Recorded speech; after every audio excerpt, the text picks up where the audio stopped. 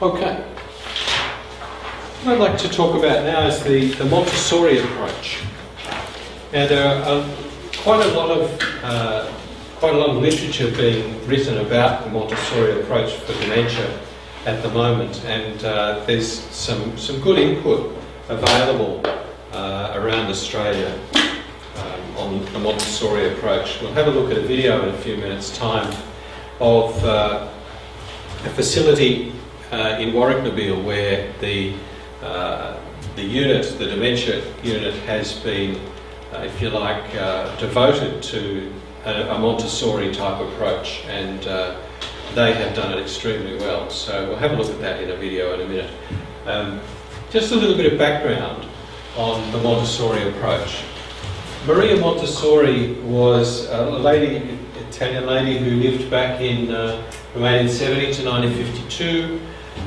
She was an educator, and she was interested in developing the minds of young children. That was her goal. And so the Montessori approach has been essentially designed for helping young children to engage with learning experiences. And by doing that, she was able to transform the lives of hundreds and thousands of people. But her goal was to enable individuals to be as independent as possible, to have a meaningful place in their community, and to possess high self-esteem and have a chance to make meaningful contributions. So, in very simple terms, she's wanting people to engage and to take their rightful place in the community. Now, applying that to people with dementia care is quite a challenge, particularly as it challenges us to utilise some of the principles that she used in her care. So let's have a look at the Montessori approach. The chap who's come over from the United States quite a bit to talk to us here in Australia about the Montessori approach is a gentleman by the name of Dr. Cameron Camp, and his work has been well documented. If you want, I've got several of his papers on the reading list, which you can see if you download those PDFs. And I would encourage you to read some of his work. Easily readable, but very helpful. The Montessori approach for dementia is one that assumes that this person is a normal person who happens to have dementia. And this is an important perspective. Again, we're coming back to a very different approach to the one that John Locke took. So this approach is one that recognises the continuity of personhood in the face of dementia. The focus is on the person and the prepared environment. So it recognises that there is an interaction between the person themselves and the prepared environment. What prepared environment means is it's the physical environment. It's the way the world around the person is constructed. It's the things in that environment that are placed there for a particular purpose. So it's prepared. The third point is that there are principles which guide the application of the Montessori approach, and we're going to have a look at some of that. The Montessori principles include these following ones. It fosters independence by setting up materials for use. So there's a deliberate attempt to construct the physical environment in a way that the person can use. So this is deliberately thinking about how can I construct the setup around this person in a way that will be useful for their brain to take up. How can they take it up in a way that will be valuable for them?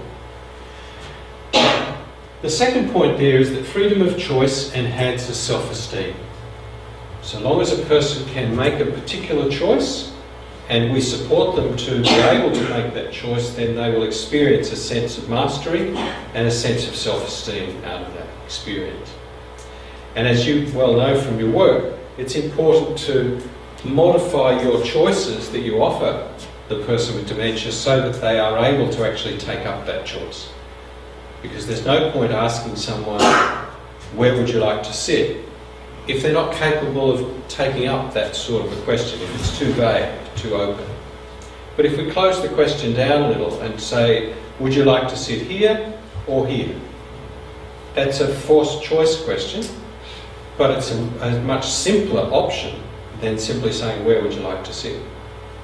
Here or here? And even simpler would be to say, would you like to sit here? That's a yes-no option. Much simpler, more easy to engage with the person about, and more easy to engage them in responding well. Now, the fourth option would be to say, come over and sit here. So it's instructional rather than a question. But at the same time, there's the freedom to choose not to do that. So it simplifies the option for the person's brain. Now, having the freedom to make choices enhances self-esteem. So if we support the person with appropriate choices that they are going to find valuable, then it's more likely that they'll take them up. The third point is that task analysis and task breakdown is central to planning. Now, this is really important for us in dementia care. In dressing somebody, in preparing to support somebody to get dressed, what do we do normally with that? Do we break it down into parts? If you think about the way you help somebody to get dressed, you generally break it down into its sections and you prepare each piece of clothing and you lay them out and you assist the person with all of the steps, one after the other. So you either breaking it into those smallest components and letting the person then do it themselves, or actually doing one thing at a time, breaking that task down into its pieces so that you can support them so they get things in the right sequence and in large enough chunks or small enough chunks so that they complete the whole task. It's a bit like asking yourself, well, how do you eat an elephant? One steak at a time. One little piece. How do you get dressed? You one piece at a time. So, task analysis is really important. What are the components of this particular task? And then, how do I need to break it down? If you think about tying your shoelaces, how do you do that? If you're going to teach somebody how to tie their shoelaces, what do you need to do? You need to break it down into its movements, the movements that enable you to do all the complex movements of tying your shoelaces. Tasks are matched to strengths. You'll find in the video that they identify what the person can still do so that you provide them with opportunity to engage in those tasks and then encourage them to therapeutically to engage in other tasks that they might not be able to yet do. And responsibilities are delegated to participants so that people are given opportunity to use their skills by becoming responsible for certain things within the care environment, as they would within any community. So they continue to operate in a responsible fashion with expectations on them, but appropriate to what they can and can't.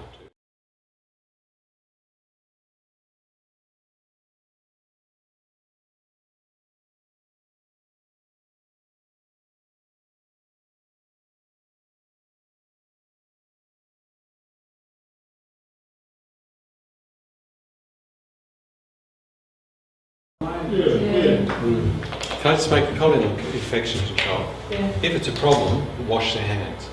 Yeah. It's simple. Infection control is only a problem when we don't wash hands and we don't clean fingernails. Yeah. So let's make the infection control part of the preparation for the activity so that it is integral. And the best way to control infection is to wash your hands. Yeah, so it's pretty straightforward. Yeah. So it's interesting though that is often the pushback against doing things like this. So, all right. Can I suggest that for the next 20 minutes, what I would like you to do is to move around so that you can sit 4 or 5 at a table, and I want you to think about how you can apply this and what would need to happen to enable you to do this in your facility? Okay? So how could you do it? And what would need to happen to enable you to do it? Where do you see the opportunities? What are the opportunities you would see in your site? Share the possibilities, and also what are the likely limits or blockers that might make it difficult for you. Now, as part of this, I'd like you to have an eye on what is going to be asked of me as a leader to enable this to happen. Okay? So you're the leader, you're that lady who was talking about it. So in a year's time, imagine what sort of a story are you going to be telling about introducing the Montessori approach at your site, your facility. So how can you do it? What needs to change for you to do this? And what would be asked of you as a leader? What would you need to do or to be as a leader to enable this to happen?